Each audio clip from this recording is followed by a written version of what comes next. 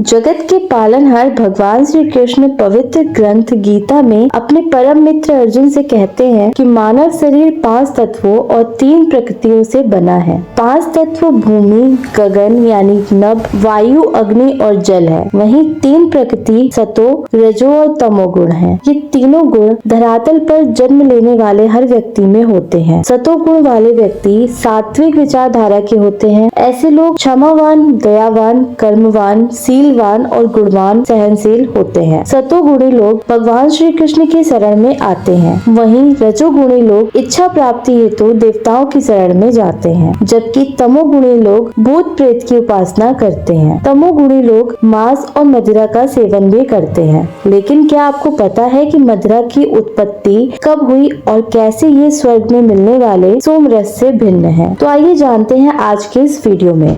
आगे बढ़ने से पहले अगर आप हमारे चैनल पर नए हैं तो चैनल को सब्सक्राइब कर लेना, साथ ही साथ कमेंट में जय श्री कृष्ण लिखना ना भूलना। तो चलिए बढ़ते हैं आज आगे की वीडियो में। सनातन शास्त्रों में निहित है कि चिरकाल में असुरों के आतंक से तीनों लोकों में हाहाकार मच गया। स्वर्ग नरेश इंद्र भी चिंतित और व्यथित हो उठे। तब सभी ऋषि मुनि और देवता ब्रह्मा जी के पास गए। ब्रह्मा जी बोले कि इसका हल तो भगवान विष्णु के पास है, आप सभी भगवान विष्णु के पास जाएं। यह सुन सभी ऋषि मुनि और देवता जगत के पालनहार भगवान विष्णु के पास पहुँचे। देवताओं की याचना सुन भगवान विष्णु बोले कि आप सभी क्षीर सागर में समुद्र मंथन करें। समुद्र मंथन से अमृत कलश प्राप्त होगा। अमृत पान करने से आप सभी देवता अमर हो जाएंगे। तब असुर आपको परास्त नहीं कर पाएंगे। हालांकि एक चीज का ध्यान रखें कि असुर अमृत पान ना कर सके। अगर असुर अमृत पान करते हैं तो वह अमर हो जाएंगे।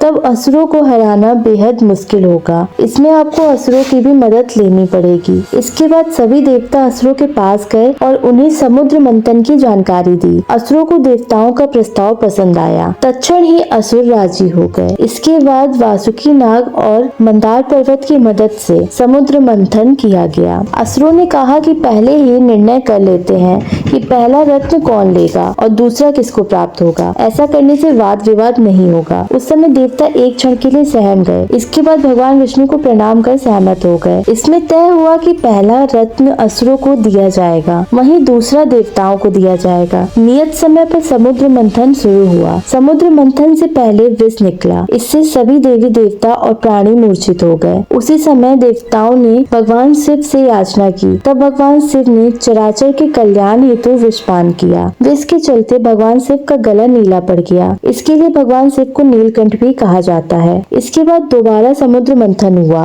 अब कामधेनु गाय निकली। असुरों ने यह कहकर कामधेनु गाय देवताओं को दे दी कि गाय का हम क्या करेंगे। इसके बाद समुद्र मंथन से महालक्ष्मी प्रकट हुई। असुरों और देवताओं ने माँ की स्तुति की। समुद्र देवता ने माँ लक्ष्मी का कन्यादान किया। उस समय धन की देवी माँ लक्ष्मी जगत के पालनहार भगवान विष्णु के बाएं भाग में विराजमान हुई। इसके बाद ऐरावत निकला जो देवताओं को प्राप्त हुआ। तदोपरांत उच्चे श्रवा अश्व प्राप्त हुआ जो असुरों के पक्ष में गया। हालांकि वेद स्तुति करने के चलते असुरों ने अश्व लेने से इनकार कर दिया और देवताओं को सौंप दिया।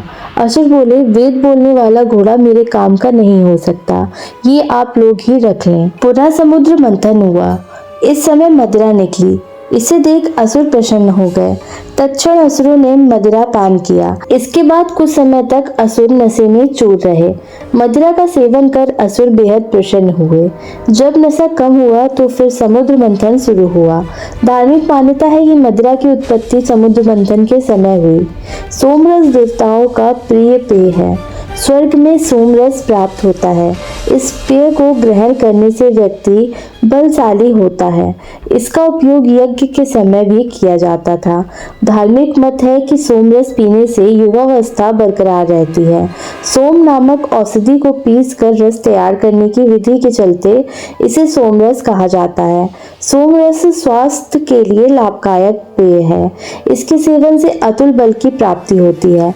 व्यक्ति तमोगुणी हो जाता है। अतः दानवों की प्रिय मदिरा से सोमरस बहुत ही भिन्न है। तो आशा करती हूँ आप समझ गए होंगे कि मदिरा की उत्पत्ति कैसे हुई और यह सोमरस से क्यों भिन्न है। अगर वीडियो में दी गई जानकारी आपको पसंद आई हो तो वीडियो को लाइक करना, चैनल को सब्सक्राइब करना और कमेंट में जय श्री कृष्ण लिखना ना भूलना।